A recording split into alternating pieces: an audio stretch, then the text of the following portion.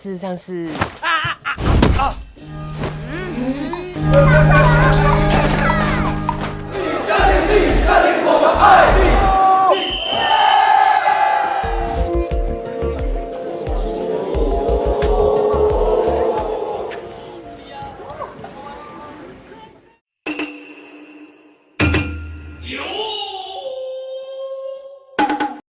Adegan dimulai dengan memperkenalkan seorang bocah ingusan bernama Tolik, singkatan dari tol cilik. Bocah yang berumur 6 tahun dan masih bau kencur ini sudah jatuh cinta dengan teman sekelasnya. Suatu hari, Tolik tanpa basa-basi langsung mengajak Dewi, gadis yang disukainya, untuk menikah. Merasa si Tolik sudah edan, Dewi pun menolak. Tidak menyerah, Tolik menawarkan tiket konser Happy Asmara sebagai mas kawinnya nanti. Namun Dewi langsung ngambil tiket konser itu dan pergi dengan Heru. Saat itulah Tolik merasakan patah hati pertama kalinya. Tiba-tiba Tolik didatangi oleh 5 orang wanita, yang ternyata itu semua adalah kakak-kakak Tolik. Mereka berlima berjanji akan menjaga Tolik dari betina-betina culas pembuat patah hati. Kita berpindah ke 15 tahun kemudian. Tolik sudah tumbuh menjadi remaja tampan rupawan, tapi minim pergaulan, karena selalu berada dalam pengawasan kelima kakaknya. Tidak lengkap rasanya kalau belum berkenalan dengan 5 kakak cantik ini. Kita mulai dari kakak Tolik nomor 5, yaitu Lili. Dia yang umurnya paling dekat dengan Tolik dan sekelas dengannya, serta dialah kakak yang paling penuh kasih sayang seperti ibu. Kakak nomor 4 ada Violet. Kakak Tolik paling tomboy dan jago memanah, hobinya sendiri memburu manusia. Kakak nomor 3 ada Heaven, hacker cantik yang selalu mengawasi Tolik dari berbagai sudut CCTV di sekolah. Kakak kedua ada Melody, kakak Tolik paling modis yang menjadi guru di sekolah Tolik. Sekolah yang mengasihkan. Dan yang terakhir serta kakak nomor 1 adalah Sarah. Kita panggil Tante Sarah biar sopan. Kakak yang paling protektif dan kalau marah membuat candu banyak pria. Orang tua mereka sudah lama bercerai. Hal inilah yang menjadikan kelima kakak Tolik sangat protektif kepada Tolik, karena dia satu-satunya pria di keluarga mereka.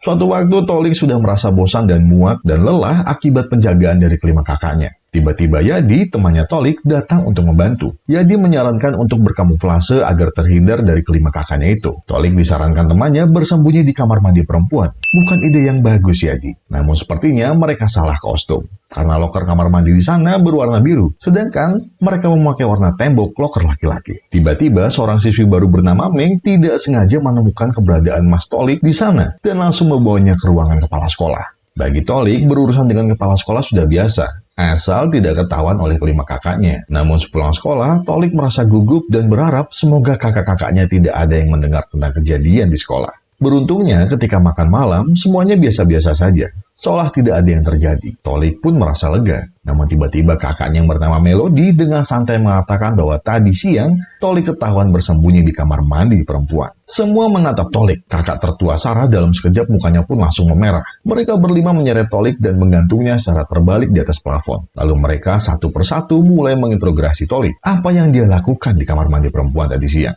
Tolik sadar kalau kakak-kakaknya melarang dirinya untuk berkenalan atau mendekati gadis manapun. Hal itu mereka lakukan untuk mencegah Tolik merasakan patah hati lagi. Padahal tinggal dengan 5 kakak cantik seperti mereka juga bukan hal yang mudah. Coba kalian bayangkan. Gak usah bayangin jauh-jauh. Akan tetapi untuk pertama kalinya dalam sejarah, Tolik pun melawan dan menentang kakak-kakaknya. Tolik mengatakan bahwa dia pasti akan berkencan dengan seorang gadis suatu hari nanti. Jadi itu bukan hak mereka untuk melarangnya, walaupun dengan alasan melindungi Tolik. Sarah pun dengan marah menantang Tolik untuk menemukan pacar yang bisa menandingi kelima kakaknya. Dan dengan berani, Tolik menyanggupinya. Keesokan paginya, Tolik dengan semangat berapi-api membuat papan iklan lowongan untuk pacarnya seumur hidup. Baru mulai udah salah. Tolik. Tiba-tiba Yadi menyarankan Tolik untuk berbicara dengan siswi baru bernama Meng. Menurutnya, Meng adalah gadis yang baik. Meng selalu membantu banyak orang, dari mulai membantu siswa membolos, menolong siswi lain dari terkaman fuckboy, sampai menyiapkan alat pukul untuk preman sekolah yang mau berkelahi. Tolik pun setuju dengan saran temannya tersebut, dan langsung menarget Meng. Namun sayangnya, Tolik tidak punya pengalaman PDKT. Oleh karena itu, Yadi pun membantu Tolik. Yadi mendekati Meng dan terus berbicara tentang semua kelebihan Tolik. Kalau kalian punya teman kayak gini, langsung berangkatin umroh. Yadi juga berkata kalau Tolik menjadi korban penyiksaan dari kakak-kakak perempuannya yang berniat mengambil ginjalnya untuk modal main slot. Setelah mendengar cerita dari Yadi, Meng merasa iba dan dia berjalan ke arah Tolik untuk menyapanya. Tapi tiba-tiba ia berubah pikiran. Tidak habis akal, Yadi tiba-tiba menyebarkan berita tentang keberadaan beruang kabur dari kandang. Sadar itu kode dari teman baiknya, dengan gagah Tolik langsung memainkan perannya layaknya seorang pahlawan dan berpura-pura menyelamatkan semua orang. Tapi Tolik malah menjadi badut karena beruang yang kabur adalah beruang odong-odong. Tolik yang terserempet beruang odong-odong langsung jatuh dari tangga dan membuatnya tidak sadarkan diri. Ketika sadar, Tolik sudah berada di atas ranjang ruang UKS, sembari disambut pemandangan indah dari Meng yang sedang melumat es krim.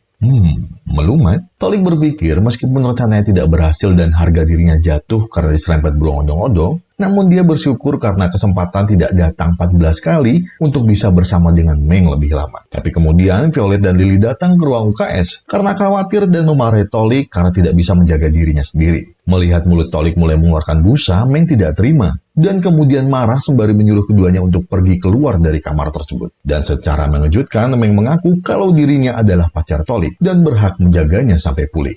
Hari terus berlalu. Saat berada di rumah, kakak-kakaknya mulai bertanya dengan halus, apakah benar dia telah memiliki pacar? Dengan sombong, Tolik hanya tersenyum congkak dan tidak menjawab. Kakak tertua Sarah yang tidak puas dengan jawaban Tolik kembali menyeret dan menggantungnya terbalik. Setelah itu menginterogasi Tolik dengan pertanyaan yang sama. Tolik akhirnya mengaku kalau memang dirinya sudah memiliki pacar. Dari situlah kakak-kakaknya langsung memutuskan untuk menilai kelayakan Meng. Apakah Meng benar-benar layak menjadi pacar Tolik? Keesokan harinya, Violet, Melody, dan Lily bersiap menjalankan rencananya. Mereka melihat adiknya sedang berjalan berduaan dengan Meng. Violet langsung menembakkan panahnya yang dengan gagah langsung ditangkap oleh Tolik. Melihat Tolik terkapar, Meng pun dengan tegas menentang kakak-kakaknya Tolik. Karena tidak berhasil, mereka melanjutkan rencana kedua. Kali ini, Lily dengan sengaja menyuruh semua fuckboy-fuckboy ganteng di sekolah untuk mendekati Meng dan mengajaknya berkencan. Dengan harapan hati Meng akan tergoyahkan. Namun Tolik dengan sigap menarik Meng dari kerumunan fuckboy itu. Lagi-lagi rencana mereka gagal. Sekarang giliran Violet. Violet melihat mereka berlari di lorong sekolah dan kembali menembakkan panahnya. Tapi kali ini dia secara tidak sengaja memanah bahan peledak yang dilemparkan seseorang ke udara.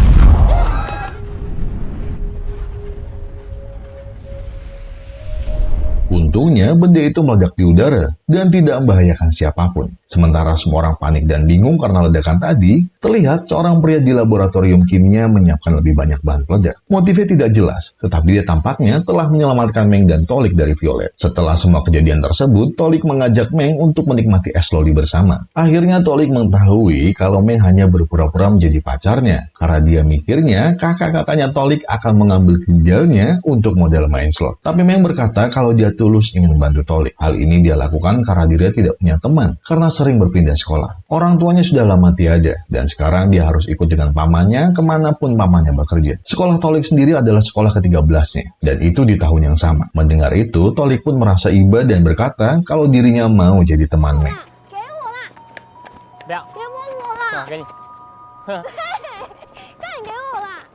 Sementara di rumah, Lily dan Violet yang gagal menjalankan misinya langsung memohon pada Heaven untuk menggunakan keahlian komputernya. Heaven berencana menghancurkan reputasi Meng sebagai cewek baik-baik. Heaven dengan sengaja mengumpulkan semua rekaman CCTV yang ada di sekolah sambil membuat skenario kalau Meng adalah wanita yang barbar. Namun sesaat sebelum Heaven mengupload video tersebut, tiba-tiba listrik mereka padam. Lagi-lagi terlihat seorang pria misterius dan dia sedang berada di luar rumah Tolik. Dia memotong kabel listrik rumah Tolik untuk menyelamatkan Tolik dan Meng. Tetapi niat sebenarnya masih belum kita ketahui sampai saat ini. Mereka bertiga yang gagal berlutut dan minta maaf di depan Melody. Sebagai kakak paling cantik, selanjutnya Melody yang akan mengatasi hubungan Tolik dan Meng dengan rencananya. Keesokan harinya, dia menantang Meng untuk mengadu ketangkasan di bidang olahraga. Dimulai dengan kompetisi saling adu tatapan, dan tantangan mengumpulkan ikan mas, yang keduanya dimenangkan oleh Melody. Karena belum ada pemenang, mereka pun bertanding untuk babak final. Namun tiba-tiba Sarah datang dan memperkenalkan dirinya, dan menantang Meng untuk beradu kekuatan dalam tolak peluru.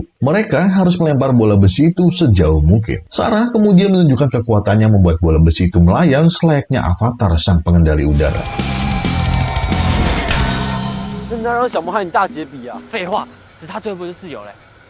Sampai pada saatnya giliran Sarah melempar bola besi, Meng melihat ada sebuah kunci yang terlepas dari bola tersebut. Dan ternyata bola tersebut sudah diisi dengan bahan peledak dan bisa meledak setiap saat. Meng kemudian merebut bola tersebut dari Sarah dan melemparkannya ke udara, dan bola itu pun langsung meledak. Secara tidak langsung, Sarah menyadari bahwa dirinya telah diselamatkan oleh Meng. Berawal dari sinilah, kakak-kakaknya mulai menyukai dan mengakui kebaikan hati Meng. Tolik sangat girang sampai berlari memutari lapangan, dan berterima kasih kepada Tuhan karena telah membawa Meng ke dalam hidupnya.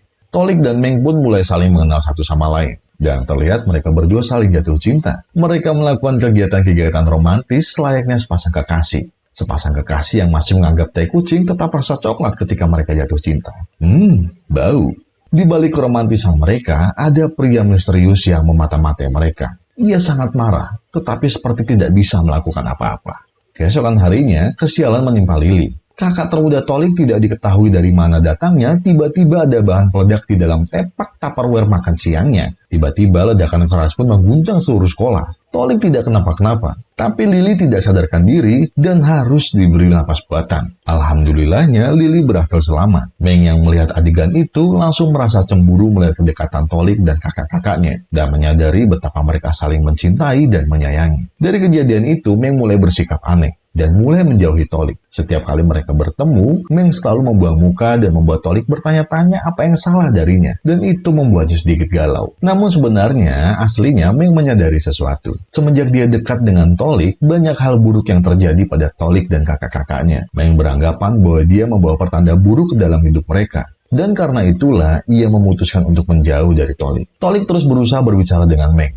Namun semua usahanya sia-sia, dan Meng tetap tidak menggubrisnya dan terus menjauh. Di rumah, Tolik yang galau akhirnya merenung di kamar mandi. Tiba-tiba dia didatangi kakaknya Sarah. Sarah tahu kalau Tolik sedang galau, dan pasti itu karena ulah dia dan lainnya. Sarah pun bercerita kepada Tolik soal perceraian orang tua mereka. Saat mereka berdua berpisah, Sarah mau tidak mau harus mengurus mereka semua. Sarah harus menjadi ibu sekaligus ayah untuk mereka semua. Apa yang dia lakukan ke Tolik juga dia lakukan ke saudaranya yang lain. Sarah hanya tahu kalau dia harus jadi pelindung untuk mereka semua. Dia harus jadi panutan sekaligus orang tua. Sekalipun dia tidak tahu bagaimana caranya. Mendengar itu, Tolik menyesali kebenciannya terhadap kakak-kakaknya. Tolik pun mengerti semua yang dilakukan kakak-kakaknya itu karena mereka menyayangi Tolik. Tolik pun bergegas keluar dari kamar untuk minta maaf. Tetapi sepertinya Tolik lupa sesuatu.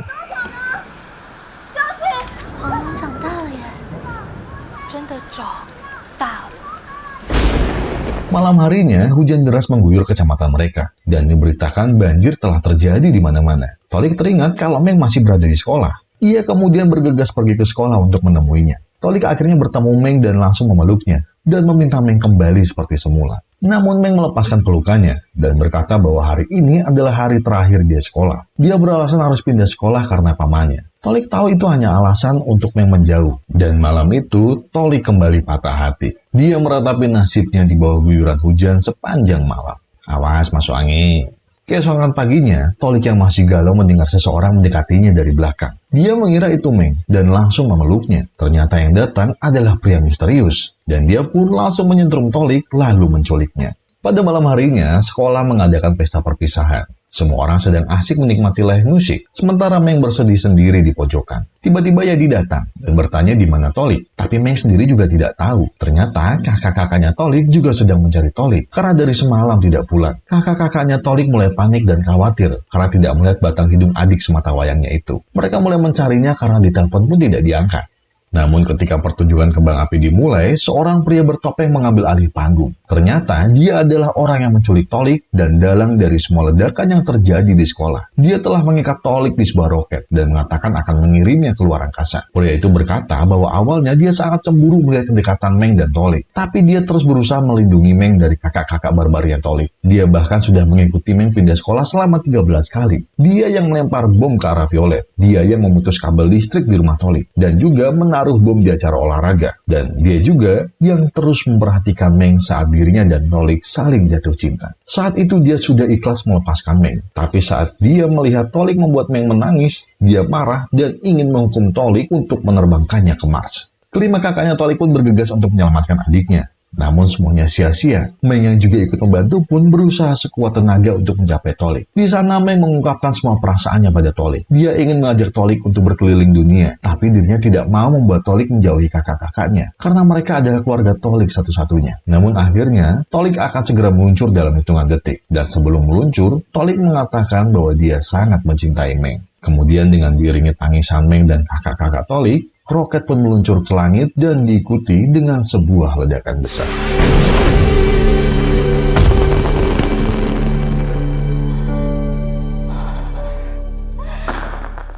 Di akhir film, kita melihat Meng sedang berziarah ke sebuah makam.